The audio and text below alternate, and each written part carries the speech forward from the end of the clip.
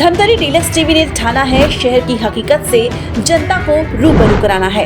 धमतरी को स्वच्छ रखते हुए सुंदर बनाने की नागरिक धर्म की जिम्मेदारी रहेगी हमारी सार्थक मुहिम। पारदर्शीपूर्ण, जनहितकारी, भ्रष्टाचार से मुक्त प्रशासनिक व्यवस्था जनमानस को उपलब्ध कराने अपनी भागीदारी सुनिश्चित कराने धमतरी डीलक्स टीवी समाचार रहेगा सदैव प्रतिबद्ध।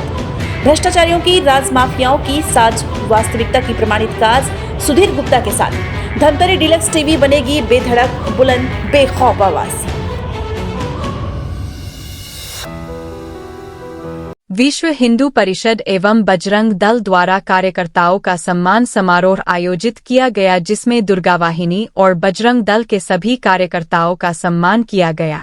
कार्यक्रम में मुख्य अतिथि के रूप में दीपक लाखोटिया, अध्यक्ष सुधीर गुप्ता एवं विशेष अतिथि के रूप में अविनाश दुबे, हेमराज सोनी और बीथिका विश्वास शामिल हुए। सभी प्रशिक्षण प्राप्त कार्यकर्ताओं को सम्मानित अतिथियों द्वारा आशीर्वाद स्वरूप प्रशस्ति पत्र भेंट किया गया।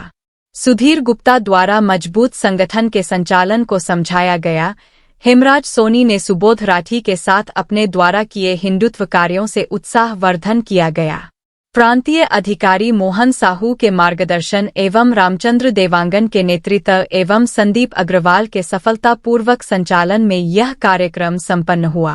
योग जो संपन्न और सक्षम बनाओगे तो ईश्वर के साथ हमारे कुल देवी देवता, 33 कोटि देवी देवता, इनका हमको आशीर्वाद मिलेगा और हम सही दिशा में कार्य करेंगे।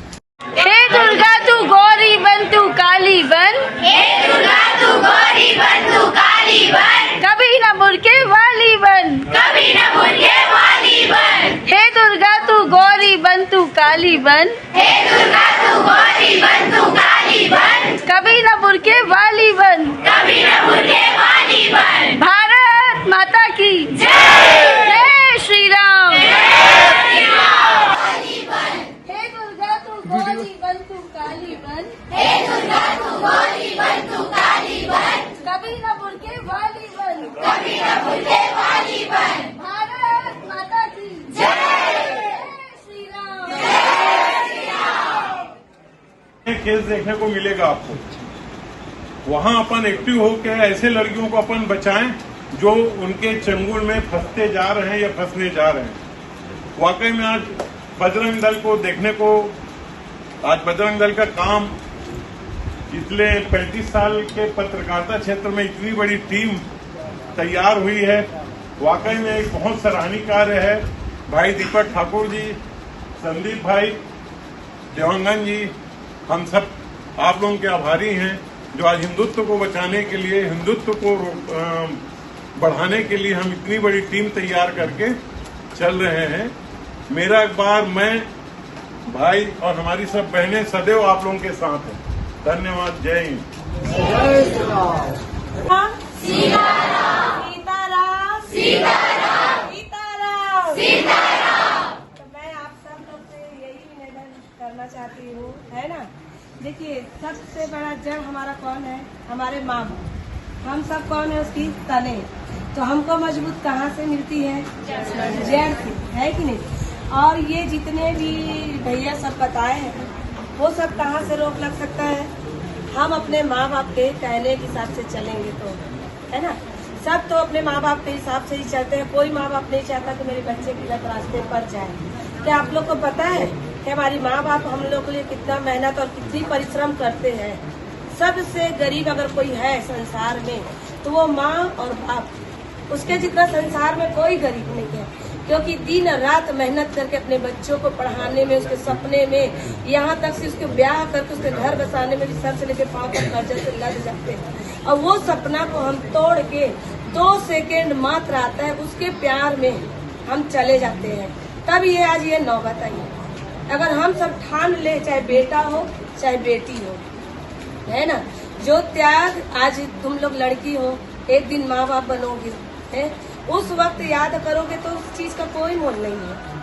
आज उस चीज का मोल करोगे कि हम हमारे माँ बाप जो बोल रहे हैं हम उसी रास्ते पे चलेंगे, पढ़ा रहे हैं, लिखा रहे हैं।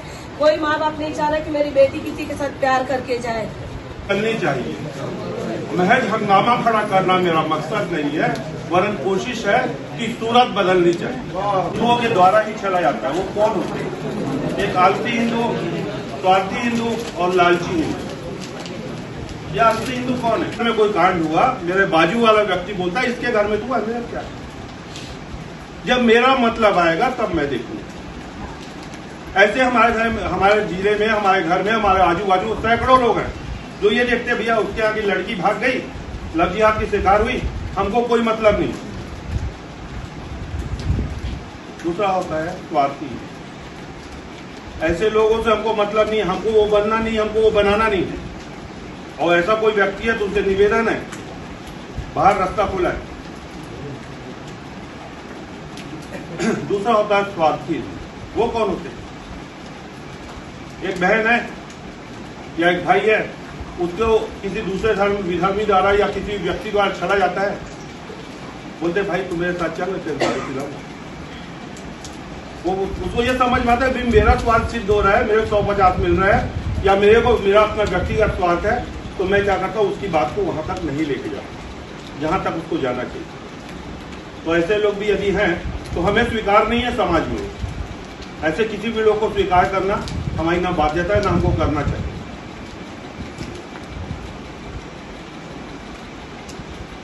और तीसरे टाइप का जो हिंदू होता है वो होता है लालची। जब अंग्रेज लोग आए थे तो क्या हिंदुओं पे जो गोली चलाई थी वो अंग्रेज लोग थे? नहीं। किसने चलाई थी गोली हिंदुओं पे? हमारे बीच के भाइयों ने। क्यों? केवल वो लालची थे, उनको ये लगता था कि जब हम अंग्रेजों का साथ देंगे तो वो हमारा सहयोग करेंगे, हमें राजा बना देंगे। क्या कोई हमारा हिंदू भाई राजा बना अंग्रेजों के शासन में? नहीं। तो क्या आप लोग सोचते हैं आपको ऐसा कुछ मिलेगा, आपको कोई प्रशस्ति पत्र मिलेगा कि आप आगे बढ़ जाओगे?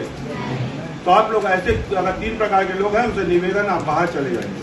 और नहीं है तो एक बार जोर से जयकारा लगा के बताएंगे हम हिंदू हैं और हिंदुत्व के लिए खड़े हैं। बोलो जय जय श्री राम, जय जय श्री राम। आपकी जो भावनाएं हैं। विश्व हिंदू परिषद धमतरी के बजरंग दल दुर्गा वाहिनी सम्मान समारोह में शामिल हुई भाग्यनगर से हिंदू हृदय सम्राट टी राजा भैया की सहयोगी हिंदू नेत्री नित्या पारिक। विश्व हिंदू परिषद धमतरी समाज में अपने राष्ट्र और अपने धर्म की सेवा कार्य के लिए जाना जाता है। धमतरी जिले के अंतर्गत विश्व हिंदू परिषद के द्वारा धर्मांतरण, मतांतरण एवं गौ तस्कर, लव जिहाद जैसे मैं जब दुर्ग से 100 किलोमीटर दूरी तय करके यदि किसी स्थान पर आता हूँ तो मुझे लगता है सार्थक होनी चाहिए।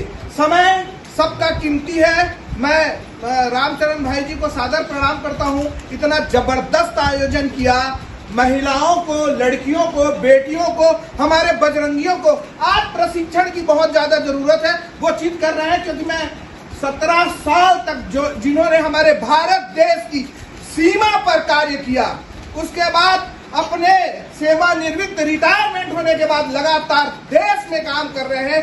अंदर और बाहर के अपराधियों को, राष्ट्रद्रोहियों को बहुत गंभीरता से समझते हैं और वो काम कर रहे हैं। मेरे पास शब्द नहीं है, हम तो यहाँ आपके साथ बात करेंगे फिर और कहीं चले जाएंगे। उन्होंने तो अपना जीवन देश और राष्ट्र और हमारे बेटियों के लिए न्यौछावर कर दिया। मैं दिल से धन्यवाद और प्रणाम करता हूँ। लड़कियों को कैसे बहलाया जाता है, ये बार बार अब बंद कर दीजिए लव जिहाद बोलना।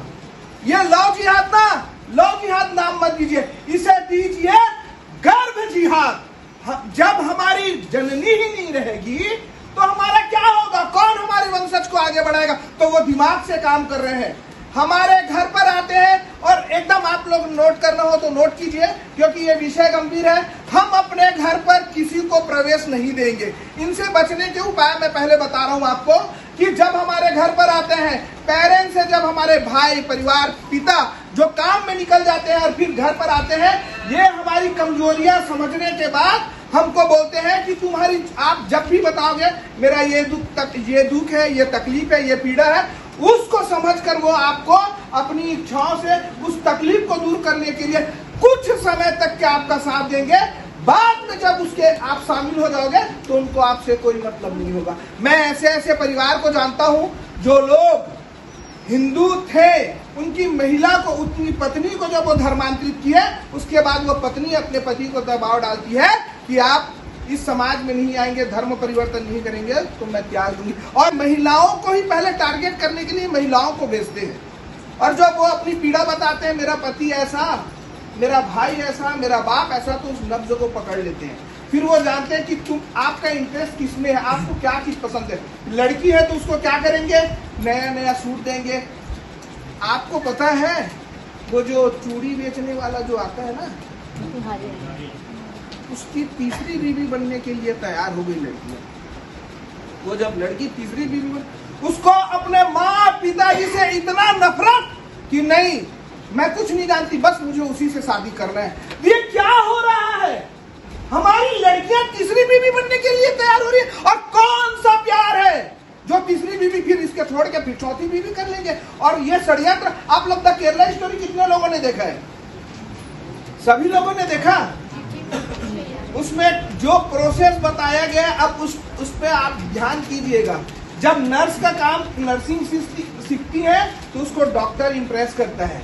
हमारे से ये पूरा खेल है ना, माइंड गेम है। हमारे सीनियर जो होंगे इनसे हमको सीखने मिलेगा, या ये हमारे से ज्यादा है, तो ये सारी चीजें साइकोलॉजी परोसी जा रही। आपको पता है ना, वो प्रेग्नेंट थी, उसके बाद भी उसके साथ जबरदस्ती किया गया। ये हमारे छत्तीसगढ़ में हो रहा है। मैं ऐसे परिवार को जानता हूं, मैं ज्यादा नाम और खुलकर बोलना इस कारण नहीं चाहता कि मैं जानता हूं कि उत्तर प्रदेश और बिहार जैसे जगहों में, छत्तीसगढ़ में जो सबसे ज्यादा जनसंख्या साहू समाज की है, उसकी बेटी को नचा के कुछ लोग पैसा कमा रहे हैं और वो समाज तैयार नहीं हो रहे लड़ने के लिए। कितने दुख की बात है। मैं ऐसे समाज को जानता हूं जब राज्य में मुख्यमंत्री कुर्मी समाज का था। मैं देखो, मैं फिर से बता रहा हूं, मैं किसी समाज में मुख्यमंत्री रहे व्यक्ति के ऊपर टिप्पणी नहीं कर रहा हूं। मैं ये बता रहा हूं, यदि आपका भाई, यदि आपके पिताजी, यदि आपका परिवार, यदि कि श्रेष्ठ कुर्सी पर भी है और संविधान इजाजत देता है लड़कियों को कि वो बालिग है, अपना निर्णय ले सकती है, तो आप कुछ नहीं कर सकते। क्यों? वो हम लोग कितने केसेस में जाते हैं, बालिग है, आप कुछ नहीं कर सकते, बालिग है। भारत देश वही बीमारी से गुजर रहा है। यदि वक्त रहते हम उपचार नहीं करेंगे तो पूरा हमारे शरीर को ये खराब कर देगा। और देश की, अब आप 2 मिनट के लिए सोचो, कर्नाटक में क्या हुआ। बड़ी बात बोल रहा हूं, अच्छे से समझना। महाराष्ट्र में पालघर का पता है ना, साधु संतों को कैसे निर्मम हत्या की गई। आप लोगों को पता है, साहिल ने साक्षी को झारखंड में उसी के घर पर पेट्रोल डालकर जिंदा जला दिया। पता है? किसको पता है? शायद नहीं पता, मैं बता रहा हूं आपको। साहिल ने साक्षी को, ये दिल्ली का मामला है, पत्थर पटक के मारने वाला। अंकिता को शाहरुख हुसैन ने झारखंड में उसी के घर में पेट्रोल डालकर जिंदा जला। एक वक्त आएगा, आप देखेंगे, द केरला स्टोरी निकली, एक वक्त आएगा द कश्मीर फाइल निकली, एक वक्त आएगा द पंजाब फाइल निकली, जो आज ब्राउन शुगर, तमाम धर्मांतरण, जो पंजाबी, जो सिख है हमारे, जिन्होंने हमारी रक्षा के लिए कसम खाई थी, आज वो लोग धर्मांतरित हो रहे हैं। एक वक्त आएगा जब द झारखंड फाइल निकलेगी, द महाराष्ट्र फाइल निकलेगी।